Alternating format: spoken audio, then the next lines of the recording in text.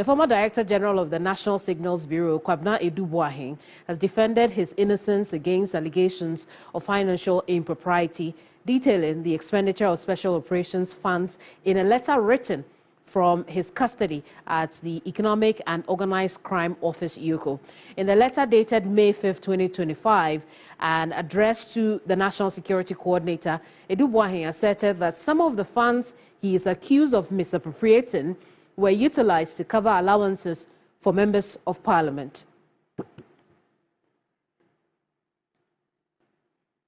And right now we want to show you where and how that money was expended. Mawena, what are we seeing? Right, and so these are categorizations of some expenditure. For starters, we do not know for certain whether this 49 million cedis, $7 million, then approximately 49 million cedis, which the AG says has been misappropriated amongst many other things, reasons for which he's been charged. We cannot confirm for a certainty that all of that 49 million cedis is what has been detailed in this expenditure that was seen. Amongst many other things, he does in this letter as well detail the fact that he's been doing his utmost best evading prosecutors who've been questioning him on a number of these expenditure and what he used the money for. But let's try and get into what he's captured in this letter, which has since become public. A lot of you have been reacting and asking questions as to whether or not even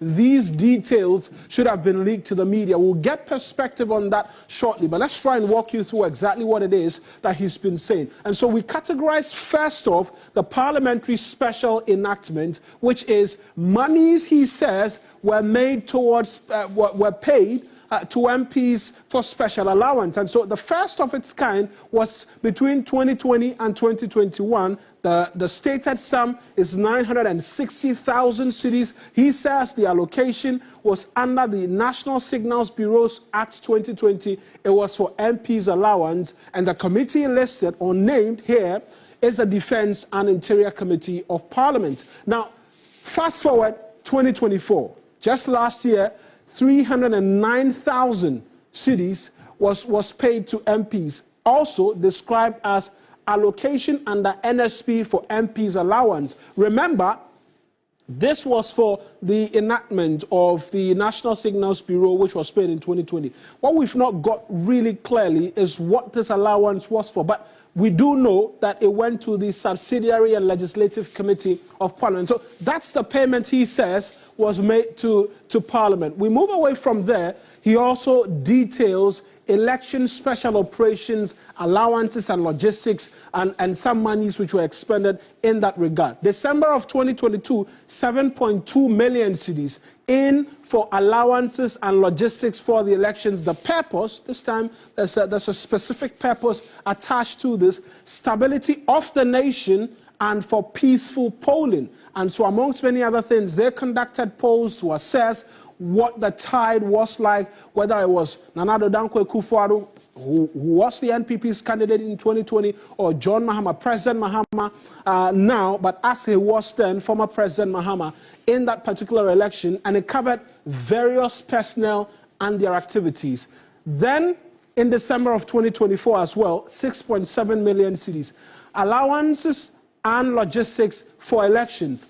They describe this, the purpose for the disbursement, as stability of the nation and peaceful polling. And so similar of such activities done in 2020, we saw the figure drop, and then the further details attached, supported personnel and logistics. There's still a lot more on elections, and this time in September of 2024, 8.3 million cedis, approximately $500,000 equivalent in September of 2024, communications equipment for the opposition party. Remember, the opposition party at the time was the NDC. They say that it was for promoting national stability, cohesion, and political impartiality.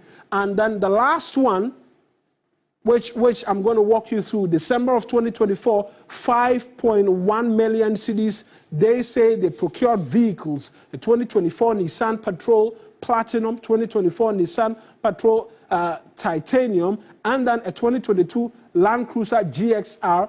It was for the special aid to the president-elect and then to promote national stability, cohesion, and political impartiality. And you can understand why, because at the time, we knew who the president-elect was, and so there was movement to secure the integrity of the police. But I'm not going to be the one to seek to explain all of this to you. Let's go right now and speak to fraud and security consultant, Mr. Richard Kumado, who's joining us on the phone right now. Mr. Kumado, I appreciate that you could speak to us. You've seen the letter.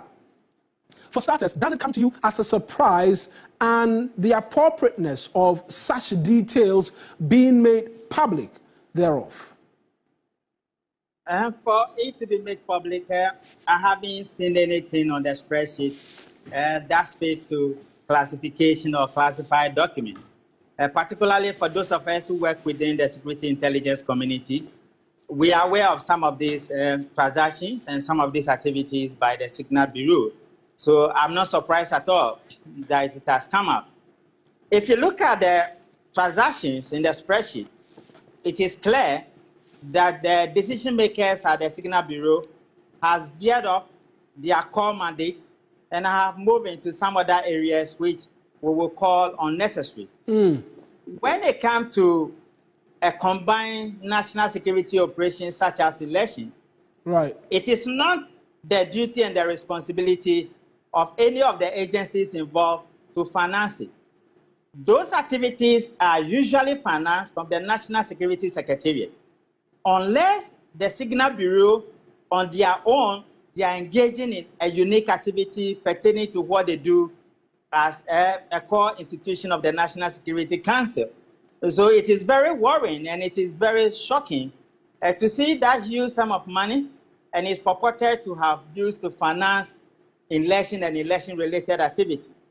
It is all bogged down to procedural lapses and breaches in the processes of decision-making, and I believe it is one of the reasons why he's being held accountable.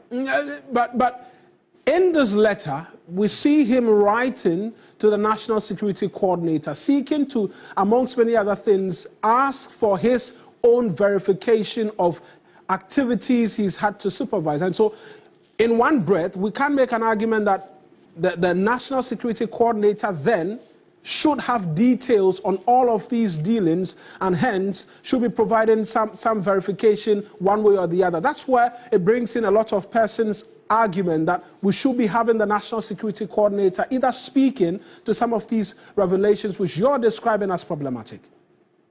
You see, the work we do as security intelligence officers, particularly those who man some of these sensitive institutions, are very straightforward something. There's something we call the need to know and the need to share, and you ought to have known. It's a straightforward something. These are some of the difficulties Kandapa faced as a minister for national security.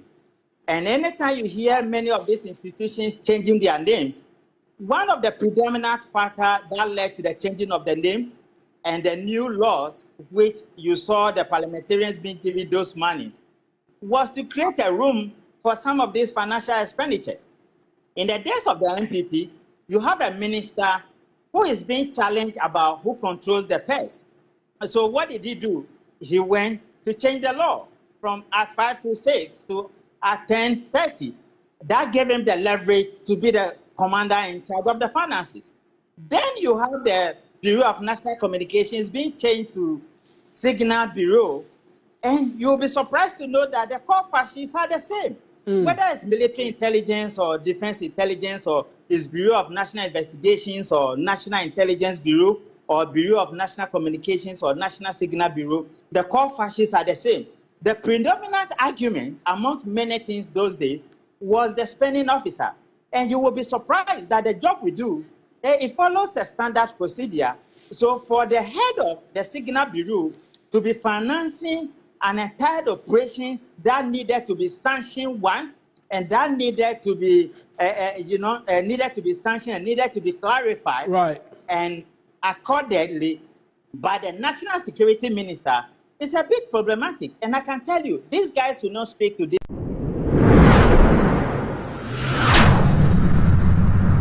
7MTV, New Vision, Vision, Vision, Vision.